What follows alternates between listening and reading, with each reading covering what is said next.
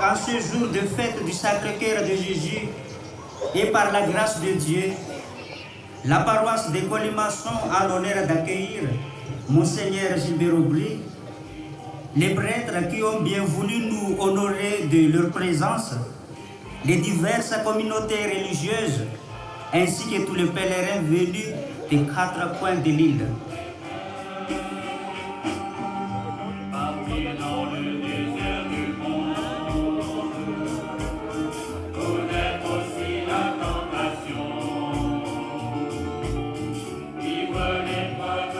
Depuis l'origine, les chrétiens, quels qu'ils soient, ont toujours été fascinés par la lumière, par le Christ qui est la lumière, et il y avait une volonté dans les lieux saints, quels qu'ils soient, de capter la lumière.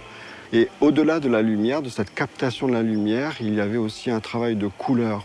La volonté que l'intérieur de l'église soit à la fois illuminé et coloré.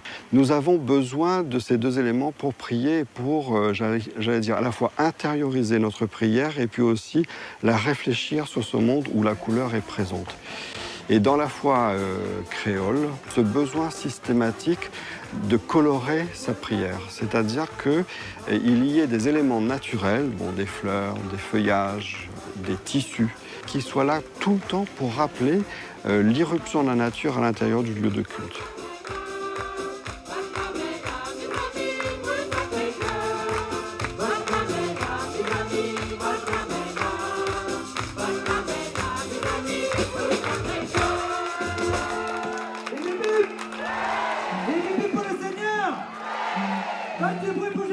La magie de ce lieu, pour moi, c'est d'abord ces pierres.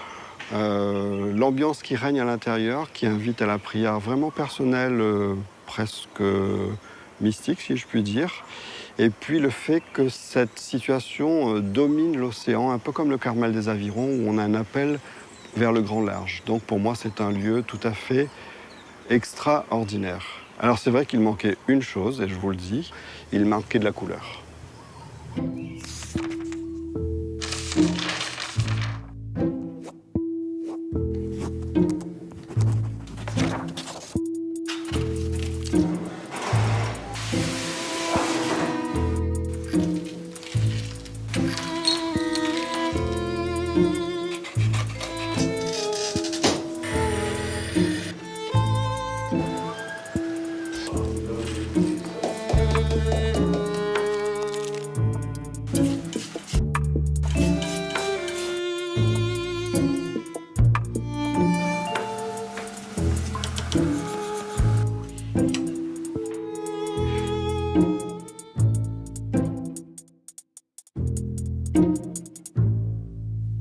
En 2011, l'association des Amis de l'Église des Colimaçons vient me trouver et me dit voilà, on a fini de restaurer toute l'église des Colimaçons, tout est très beau aujourd'hui.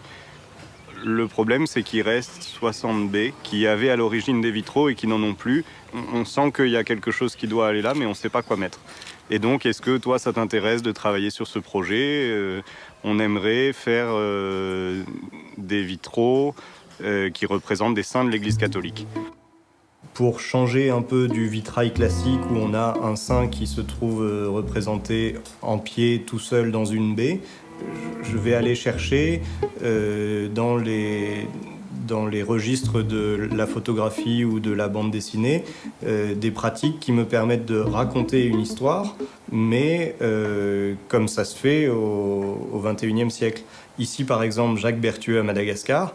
Dans un premier plan, on voit son martyre par les Menalamba.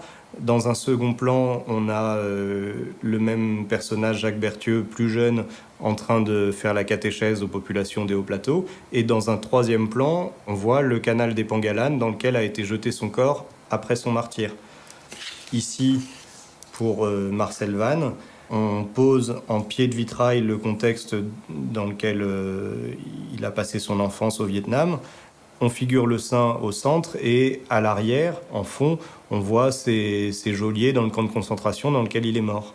Et l'idée, c'est que ces compositions puissent nous amener à comprendre la vie de ces saints et éventuellement à ce qu'ils deviennent des modèles de vie.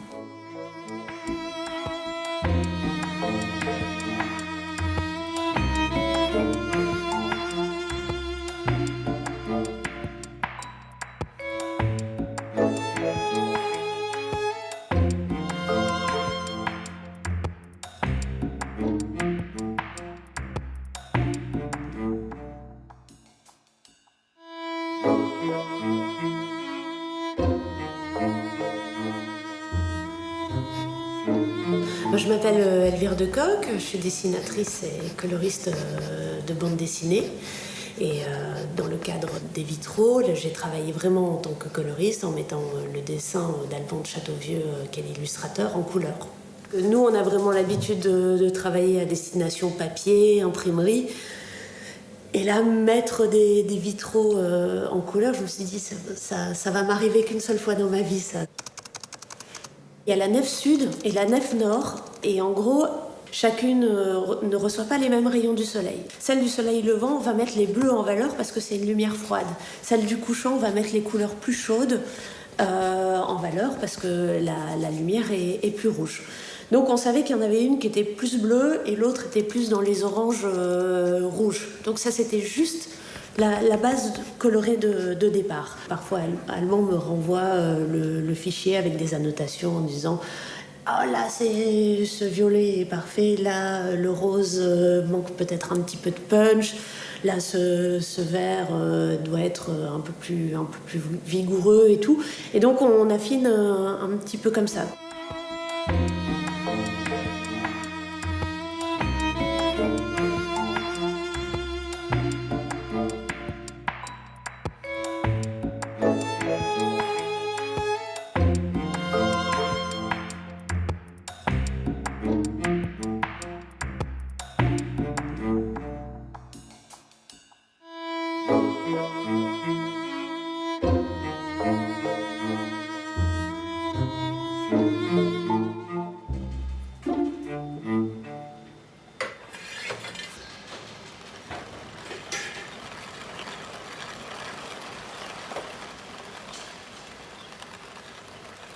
La singularité de ce projet, je la vois d'abord déjà dans la matière.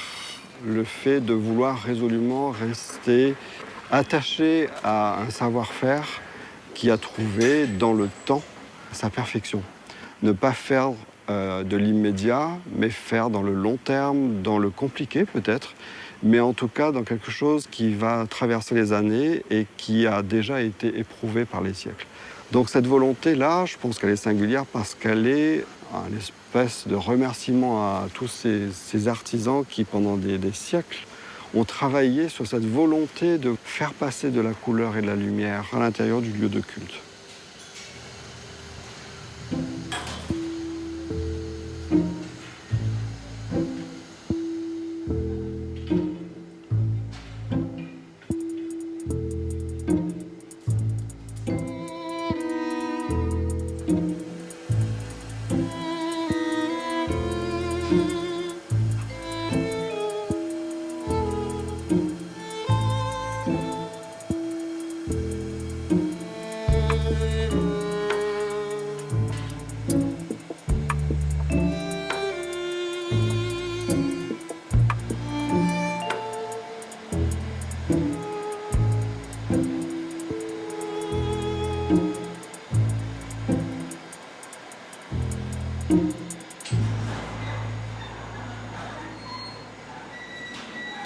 Avec ce qu'il y a au-dessus. Ouais. Ouais. Après, c'est toi qui gères. Si tu vois que si tu veux alléger un petit peu le dessin, effectivement, il faut le prendre depuis le haut, quoi. Donc, à réception des maquettes que Alban de Châteauvieux nous a données, nous avons établi un tracé pour effectuer la mise en place du réseau des plombs. N'oublie pas les 3 doigts qui sont là aussi. Le problème, c'est qu'évidemment, nous, on a des contraintes techniques, c'est-à-dire que le verre ne peut pas se couper avec des angles droits et avec des pièces qui dépassent certaines longueurs.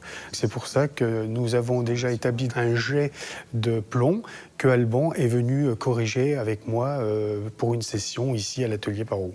Alors, suite à cette étape, donc, les calques, on appelle ça les calques qui sont faits sur film plastique, vont donner naissance donc, sur papier avec la mise en place d'un carbone à la naissance de calibres qui vont être numérotés avec le numéro donc, de la pièce, le numéro du panneau, le numéro de la baie, pour donner l'emplacement exact du calibre pour que nous n'ayons pas à les rechercher. Non, c'est parce que j'ai un... Il faut qu'on... C'est ça, comment on va faire ça? C'est ça le truc. Vient après une phase de transposition de la maquette couleur, qui est une couleur posée sur une surface blanche, par rapport à les couleurs qui sont du monde de la transparence. Le plus clair, c'est pas mal. Ouais, c'est bien ça. 888, hein, Pierre, pour le panier. Pour le panier. On aide l'artiste en fait de compte, on propose nos colorations, il les contrôle, et puis on se met d'accord. Il est un peu plus clair. A priori, pour moi, c'est la même couleur. Ça serait la même couleur. Quand on travaille avec un artiste, c'est un jeu d'équilibre en fait. Hein. Chacun pousse un peu ses pions d'un côté, de l'autre, et pour arriver à trouver un juste équilibre dans la réalisation.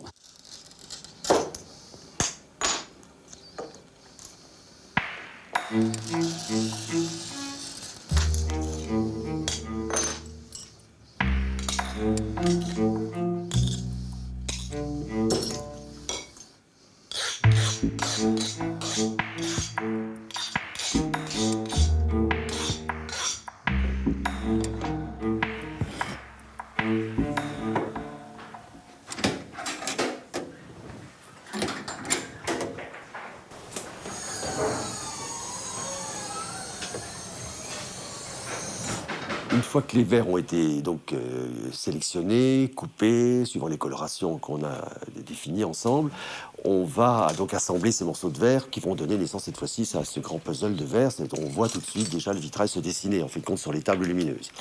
Donc là va démarrer une phase importante qui est la peinture sur verre, c'est-à-dire comment rendre l'expression sur un drapé, sur un visage, sur un personnage.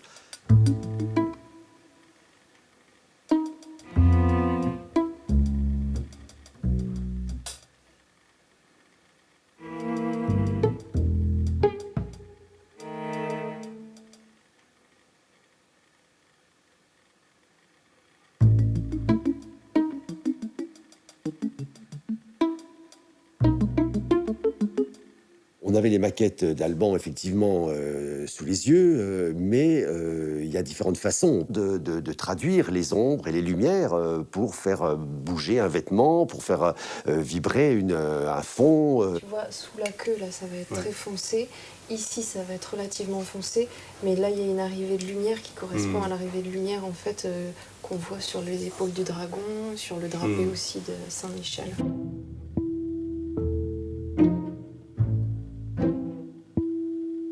La singularité, c'est le travail de la couleur, le travail des couleurs, le défi de vouloir proposer des visages et des figures de saints avec des couleurs qui correspondent à nos goûts tropicaux, avec une esthétique qui est exotique pour les Européens et les métropolitains.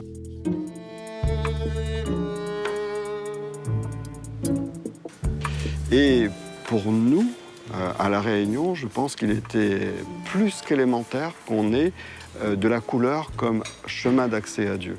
D'une part. D'autre part, qu'on ait des visages qui parlent, des visages qui sourient, des visages qui explicitent que la sainteté, elle est rayonnante. Et que sans joie, il n'y a pas de sainteté.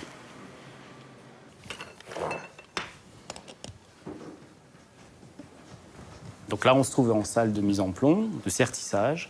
Le sertissage sert en fait à emboîter les pièces les unes dans les autres par l'intermédiaire d'un plomb en forme de hache qui nous permet de sertir chaque pièce l'une dans l'autre comme un puzzle. C'est l'étape qui nous permet en fait de consolider le panneau en un seul morceau, en une plaque en fait, pour qu'il se tienne dans son ensemble.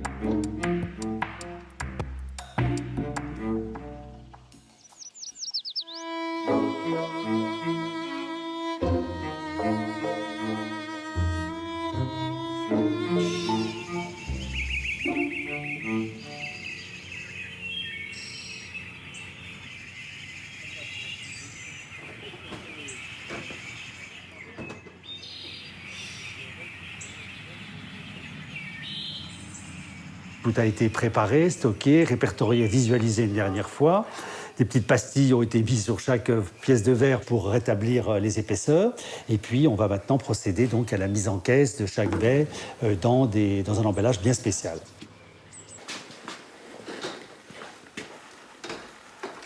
c'est la fin d'une étape et en même temps c'est un peu angoissant dans la mesure où il y a quand même un sens, on confie les vitraux à quelqu'un d'autre et ça m'angoisse toujours. D'habitude, je veux dire, on les fabrique et on va les livrer, on va les poser nous-mêmes. Là, on va les poser, certes, mais il y a l'étape de transport qu'on ne maîtrise pas. Donc, il y a quand même une petite, non pas une incertitude, mais une angoisse, quoi, de se dire est-ce que tout ça va arriver en bon état.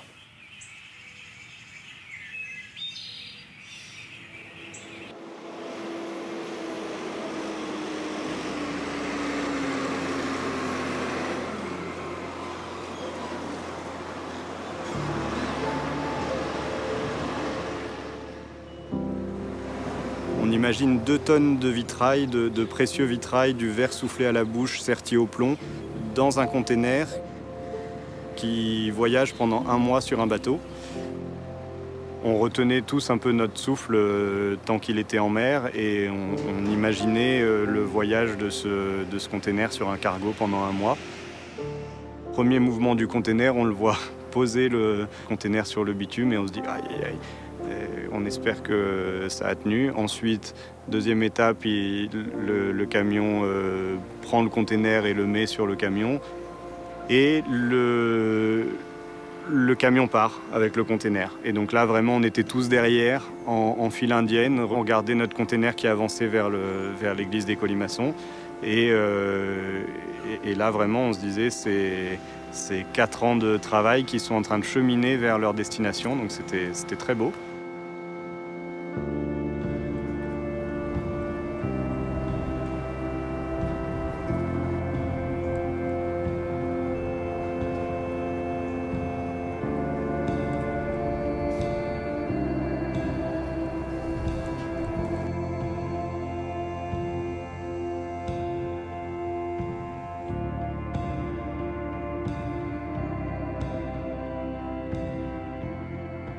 Quand le container arrive ici à l'église des Colimaçons, on retient notre respiration et on se dit « est-ce qu'il y a de la casse ?»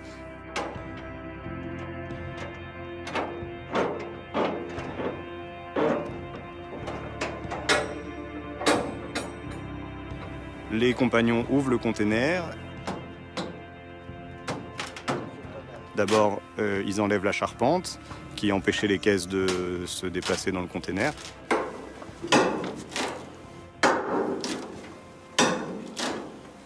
Et là, on ouvre une première boîte et on sort religieusement une partie du vitrail de Saint-Raphaël. Donc ça, c'était vraiment un moment très fort pour tous ceux qui étaient là. La partie transport qui quand même était un peu délicate, ça y est, ça c'est fait.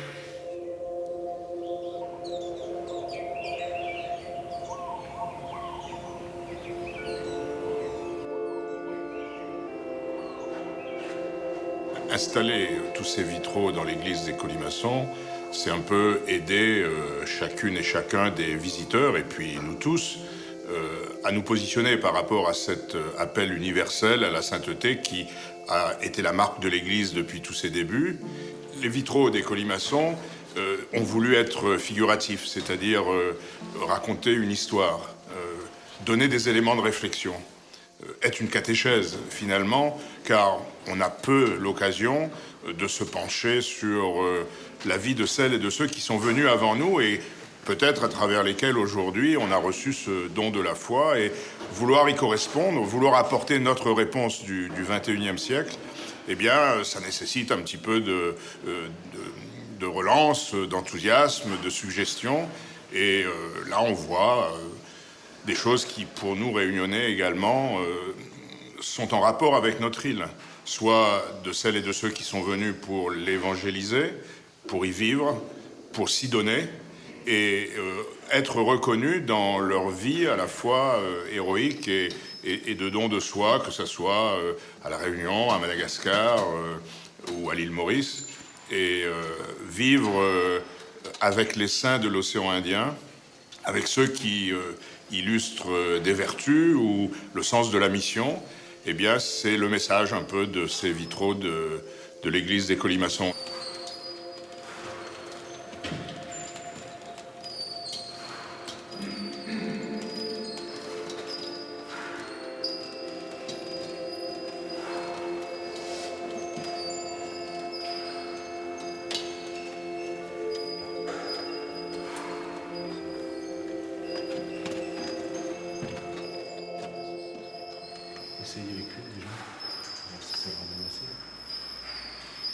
Les vitraux sont vraiment destinés à être le plus près possible des gens, le plus près possible de tout le monde. Ce qui est très frappant lorsqu'on vient au pèlerinage du Sacré-Cœur, c'est la foi populaire de personnes qui peut-être ne savent pas écrire, pas lire, qui sont un peu gramounes et qui, par contre, ont cette foi profonde en eux. Et donc, si finalement, en rentrant dans cette église, chacun repart avec un peu plus de courage, avec l'envie de mieux connaître la vie d'un de ces saints et peut-être de le suivre, et bien alors je crois que l'œuvre des vitraux sera un moyen pour que la foi se répande un petit peu plus dans le cœur des hommes.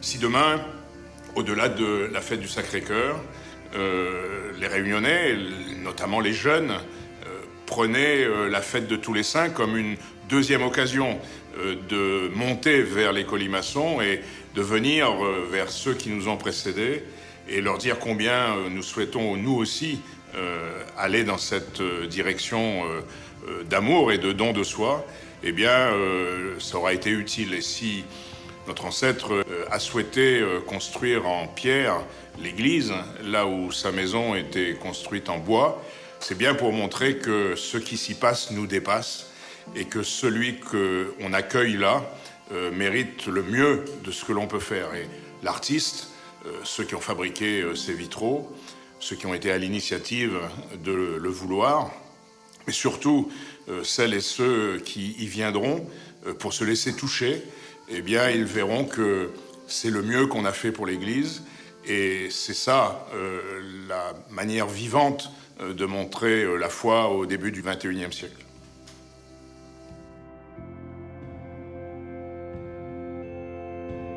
On a un passage de la Pentecôte à la Toussaint.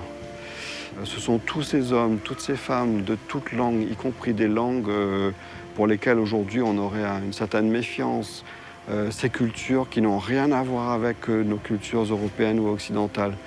Tout cela, ils ont été marqués du Saint-Esprit, tout cela, ils ont été plongés dans le baptême du Christ, tout cela, ils sont saints, même s'ils ne sont que bienheureux, et ils nous parlent.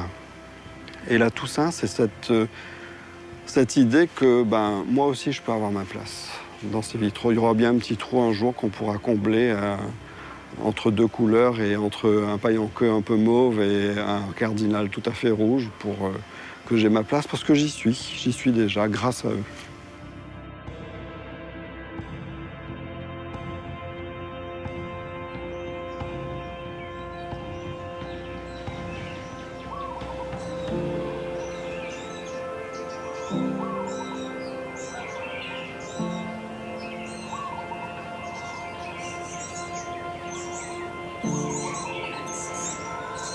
Thank you.